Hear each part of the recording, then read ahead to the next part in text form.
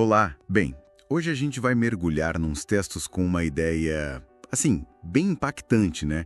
Aquela de que cada pessoa cria sua própria realidade. Isso mesmo. O material fala muito sobre liberdade pessoal, sabe?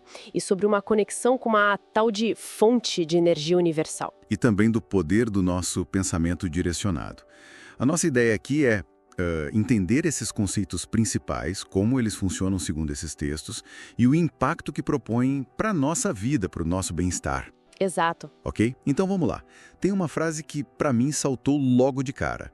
Você é o criador de sua própria realidade. Uhum. E o texto sugere que a gente meio que nasce sabendo disso, mas as pressões sociais, a necessidade de se encaixar, acabam criando um conflito. A gente esquece, né? Pois é, a perspectiva ali é que a base de tudo é a liberdade absoluta. É o nosso estado natural. Liberdade absoluta. É.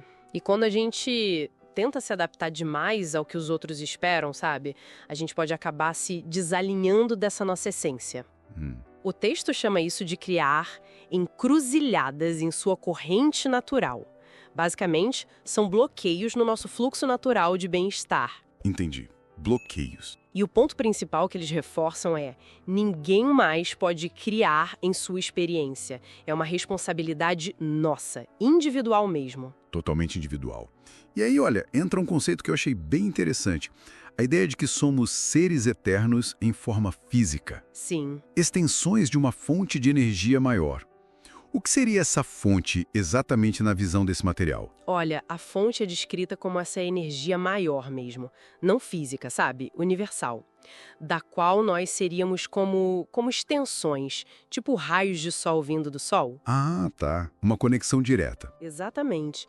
E o alinhamento consciente com ela, segundo os textos, traz uma alegria muito grande, um indizível júbilo, como eles dizem. Uau! A resistência a essa conexão vem justamente da nossa perspectiva aqui, física. Vem dos nossos pensamentos quando eles estão desalinhados com esse fluxo maior. Então, a resistência vem do pensamento. Isso.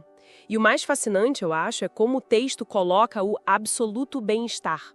Não é algo a ser alcançado, sabe? Mas a base do universo, algo que flui naturalmente. Como o ar que a gente respira que você mencionou antes da gente começar. Exatamente. A ideia é que ele está sempre disponível. A gente só precisa permitir. Então a grande sacada aqui, segundo o texto, é que o bem-estar não é algo que a gente conquista com esforço. Ele já é o padrão É precisamente essa a ideia. e a gente só precisa, digamos, parar de resistir para poder sentir isso. Isso. Parar de criar aqueles bloqueios internos que a gente falou. Liberar o que impede o fluxo natural. Tá, mas isso levanta aquela questão bem prática, né?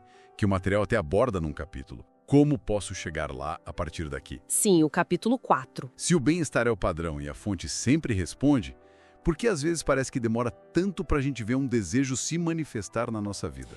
Olha, a explicação que o texto dá é bem direta. A única razão seria a gente manter padrões vibracionais. Pensa nisso como um estado de ser, uma frequência energética que a gente costuma ter, que não combina com aquilo que a gente deseja. Não está na mesma sintonia, entende? Entendo.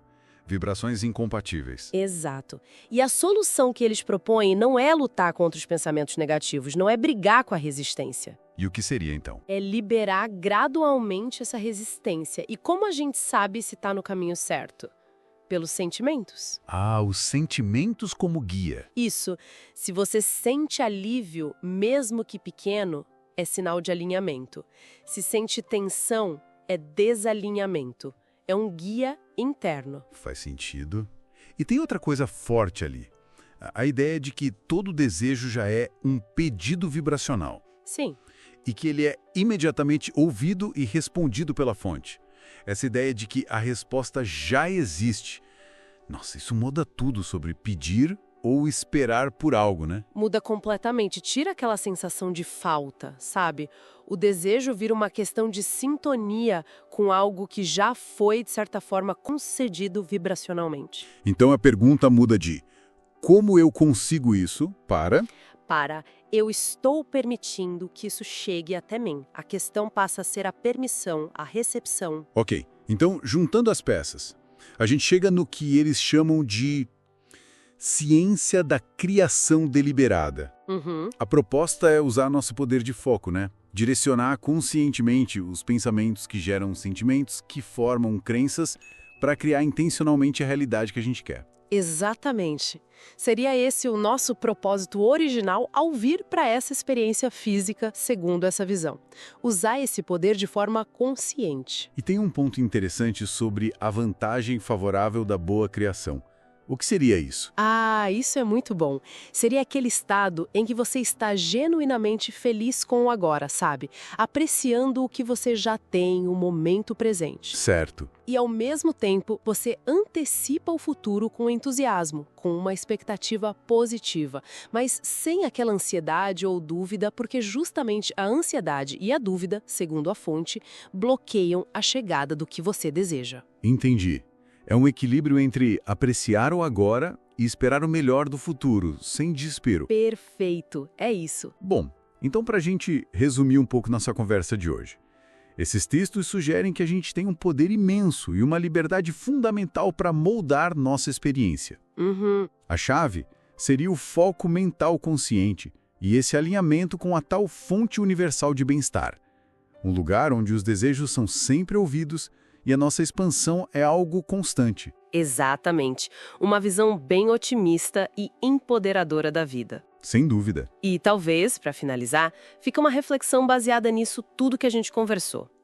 Se essa perspectiva está correta, qual seria então o papel essencial do contraste? Das dificuldades, dos desafios, da variedade toda que a gente experimenta? Interessante. Uhum. Na formação contínua de novos desejos. E, por consequência, como isso contribuiria para a própria expansão do universo, como os textos mesmos sugerem. Fica aí para a gente pensar.